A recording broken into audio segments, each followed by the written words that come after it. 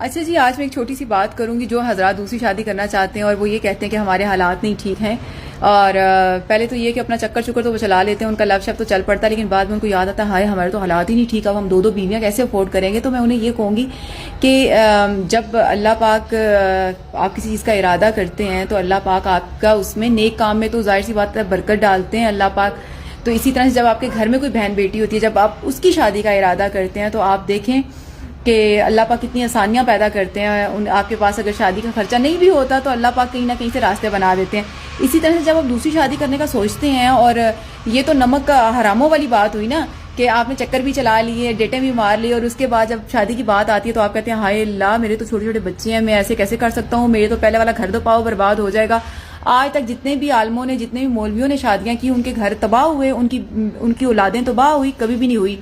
اگر کس نے 4 اپنی بیویاں کی ہوئی ہیں تو 4 کی اولادیں انہی کے پاس ہوتی ہیں، اپنی وہ اولادیں خود سنبھال رہی ہوتی ہیں بیویاں. ہاں، مرد میں اتنا ہونا چاہیے، اتنی پاور ہونی چاہیے کہ وہ عورت کو سنبھال سکے، وہ 4 عورتوں کو رکھ سکے، وہ لوگوں کو جواب دے سکے اور حالات کا مقابلہ کر سکے. اور جو مرد حالات کا مقابلہ کرتے ہیں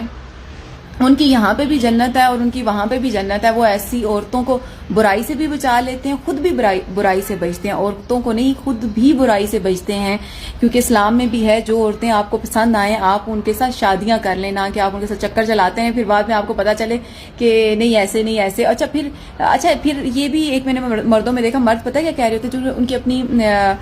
بیٹی ہوتی ہے نا، وہ یہ کہتے ہیں کہ جو بیگم انہوں نے رکھی ہوتی ہے تو کہتے ہیں یار میں اگر اس بیگم کے ساتھ زیادتی کروں گا تو یہ بھی تو کسی کی بہن بیٹی ہے. اچھا اگر وہ جب دوسری جس کے ساتھ چکر چلایا ہوا انہوں نے ہوتا ہے نا، تو اس کے بارے میں نہیں، جب چکر چلاتے ہیں ڈیٹیں مارتے ہیں تب نہیں سوچ رہے ہوتے کہ یار جس کے ساتھ میں ڈیٹ مار رہا ہوں میرے گھر میں بھی بیٹی ہے. لیکن جب شادی کی کوئی بات آتی ہے تب ان کو یہ خیال آ جاتا ہے نہیں یار میرے گھر میں بھی بیٹی ہے. تو استغفار، اس طرح کی باتیں نہ کیا کریں، ٹھیک ہے. تو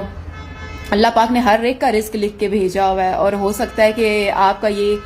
شادی والا جو ہے، شادیاں کرنے سے، لوگوں میں برائی ختم کرنے سے اللہ پاک کتنا آپ کو نواز دے. تو یہ چھوٹی بات ہے کہ میں شادی کروں گا تو میرے حالات ایسے ہو جائیں گے، تو میرے حالات ویسے ہیں.